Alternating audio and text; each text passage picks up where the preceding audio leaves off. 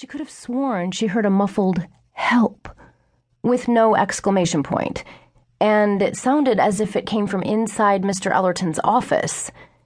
She tried the knob, and the door opened. Her gaze fanned over the room, especially to the room's other door, which she thought had closed just as hers opened. The middle-aged librarian sat behind his desk, the back of his chair facing her. "Mr. Ellerton?" This was answered by a groan. Her first thought was that he'd suffered a heart attack.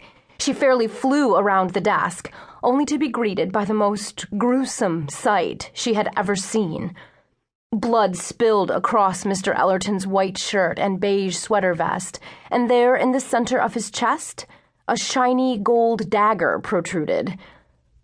Antonia froze in her stride and screamed. It was pretty much the kind of scream reserved for axe murderers, or axed murderees. She hoped like hell it would summon help.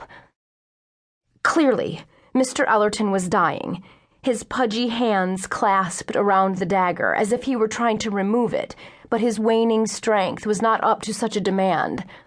She must help. Tears stung her eyes. "Oh, Mr. Ellerton, what happened?"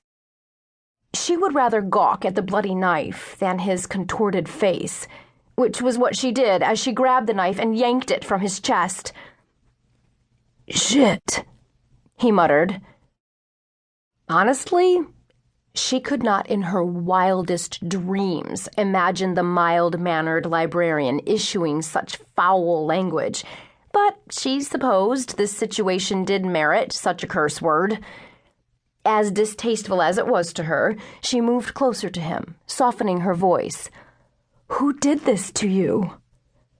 Though he appeared to be looking right into her eyes, she knew he was not, because his gaze could not follow movement. "Shit," he ground out once more.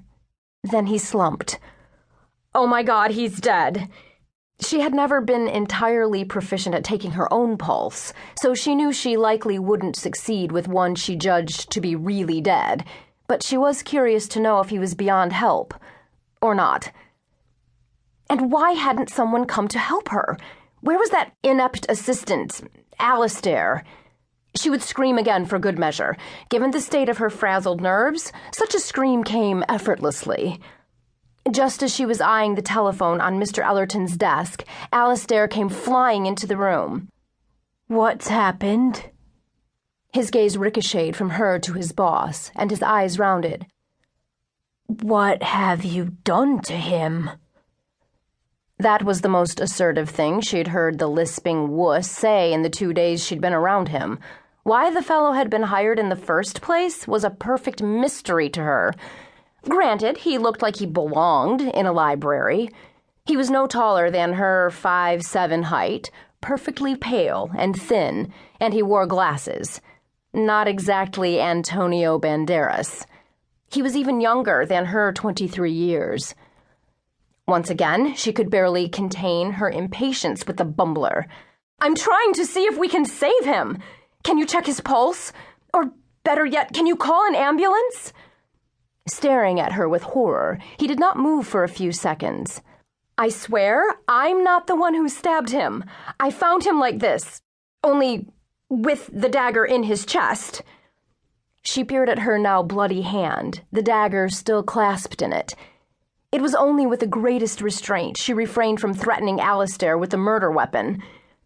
His gaze flicked to the wall above her head. Mounted behind Ellerton's desk was an assortment of antique swords and daggers, and one of them was missing. The young assistant snapped into action and came to feel for a pulse. A moment later, he looked up, his face solemn, and shook his head. "I suppose I'd better ring the police."